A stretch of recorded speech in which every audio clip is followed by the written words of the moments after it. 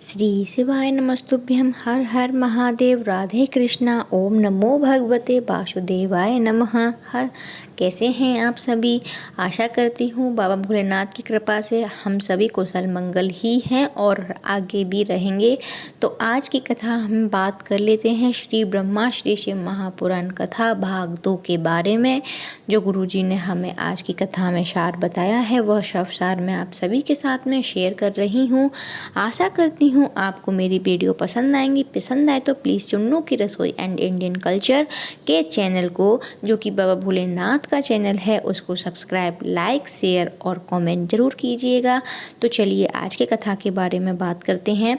आज के कथा में गुरुजी ने हमें कल बताया था कि कैसे ब्रह्मा जी का जो अभिमान था वह तोड़ा था मैया सरस्वती ने।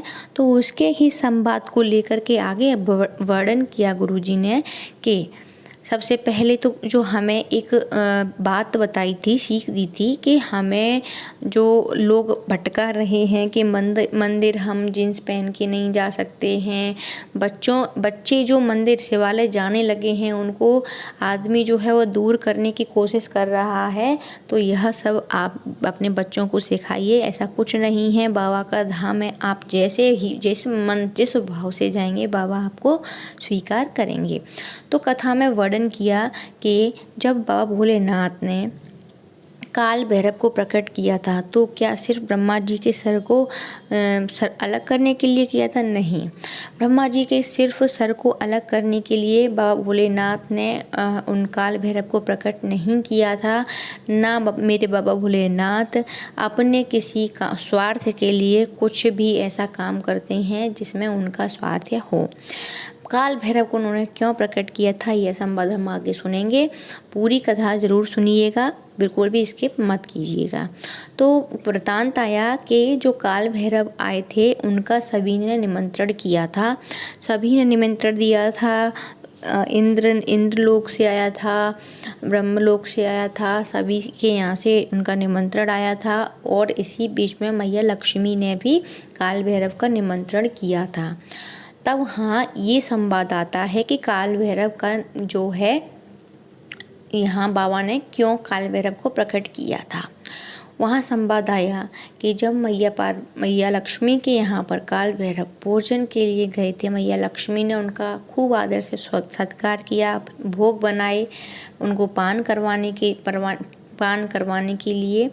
तब काल भैरव जैसे आके बैठे थे, भोजन का एक निवाला मुंह में देने के लिए हुए तो वैसे ही ब्रह्मदेव ठहाका लगाकर हंसने लगे थे। बहुत ज़ोर से उनको हंसी आने लगी थी। और यह संवाद जो हंसी थी ब्रह्मा जी की वह काल भैरव के कानों में आई, मैया लक्ष्मी के कानों में आई। मैया लक्ष्मी पहले विष्णु जी के पास गई, नारायण के पास गई। नारायण से पूछा कि हे नारायण, ये कौन हंस रहा है? सबसे पहले मैया लक्ष्मी ने पूछा कि ये हंस कौन रहा है? तब नारायण जी ने बोला कि ये ब्रह्मा जी हंस रहे हैं।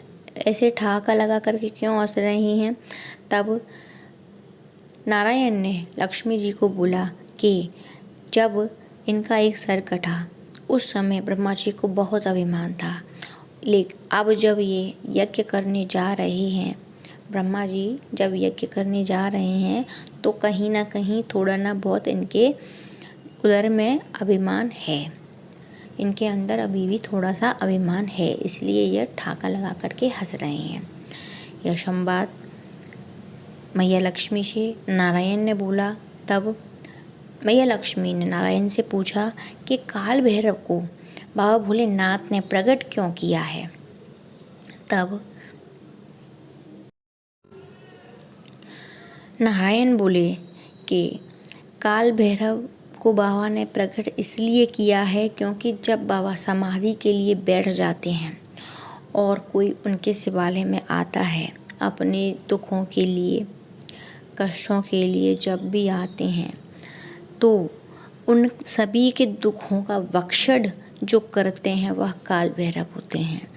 अभी हम सबको गुरुजी ने बताया कि हमें पता ही नहीं था आज से पहले तो कि बाबा के शिवालय में काल भैरव का स्थान कौन सा है। गुरुजी ने बताया कि उनके जो 2 सेनापति रहते हैं बाहर, जिनका गुरुजी ने हमसे कई बार वर्णन किया है, जो दरवाजे पर रहते हैं, बालभद्र, वीरभद्र, 2 ये रहते हैं पहले से, इनका हमें पता था।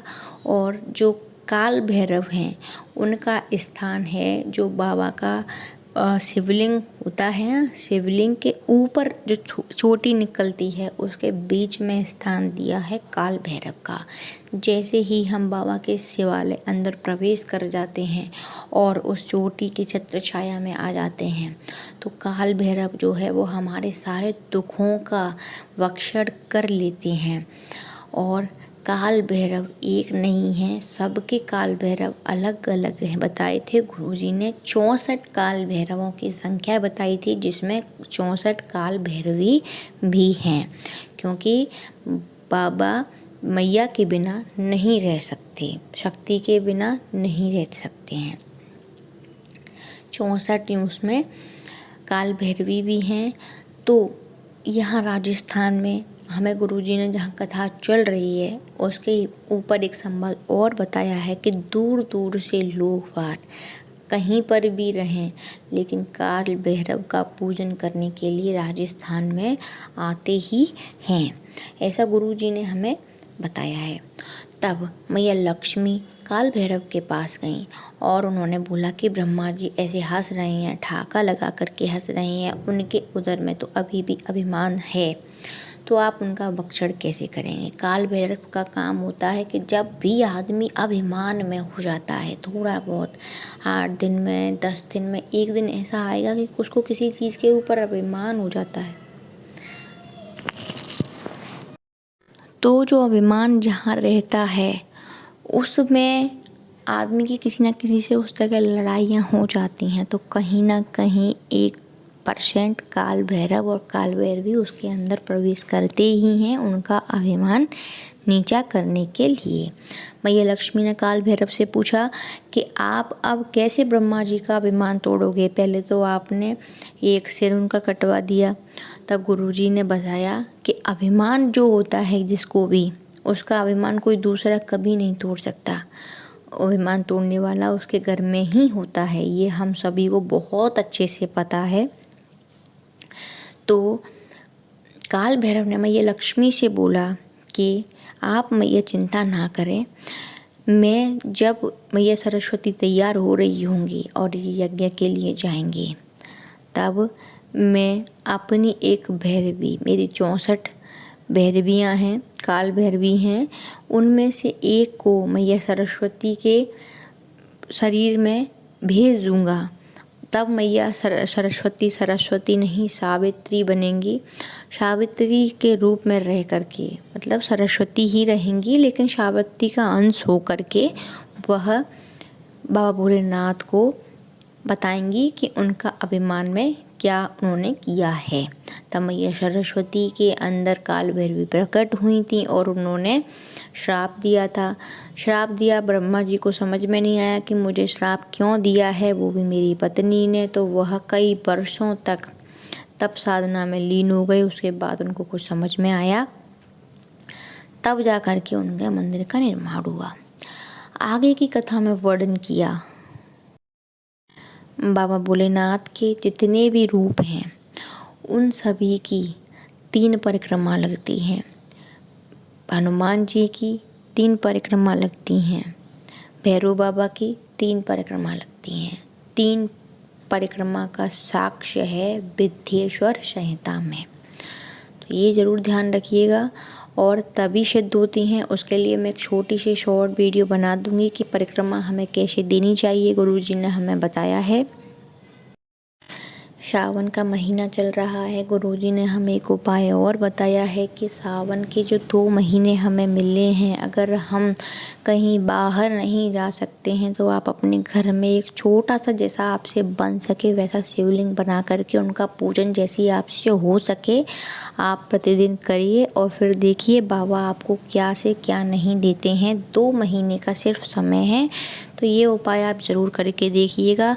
अगर सावन के कुछ दिन निकल गए हैं तो भी कोई दिक्कत नहीं है, आप कभी से शुरू कर सकते हो। और आप शिवालय जा रहे हो तो बहुत अच्छी बात है, ये आप कंटिन्यू करिए। बाबा हम सभी का हाथ ज़रूर पकड़ेंगे। ऐसी उम्मीद, ऐसी आशा के साथ मैं ये वीडियो को यहीं विराम देती हूँ। आगे की कथा जो कल की रहेगी उसमें आगे हम वर्णन करेंगे कि गुरुजी ने हमें क्या बताया था। तो चलिए एक बार बाबा का ध्यान करते हैं। और उससे पहले हर मंदिर में जब भी आप शिवालय जाया करें तब भी बाबा सब दुख काटो मेरा ये लाइन ज़रूर दोहराया करें। श्री शिवाय नमस्तोभ्यम, श्री शिवाय नमस्तोभ्यम, श्री शिवाय नमस्तोभ्यम, श्री शिवाय नमस्तोभ्यम, श्री शिवाय नमस्तोभ्यम।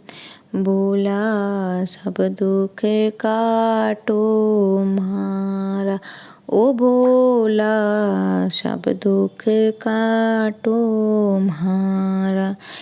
शिव शंकर जपूं तेरी माला, भोले बाबा जपूं तेरी माला। बोला सब दुख काटो म्हारा, ओ भोला सब दुख काटो म्हारा। वेश है मंगल मंगलकारी, वेश है मंगल मंगलकारी। शमशान वासी हमारा, कैलाश वासी हमारा। ओ भोला सब दुख काटो म्हारा। श्री शिवाय नमस्तोभ्यम। हर हर हर महादेव।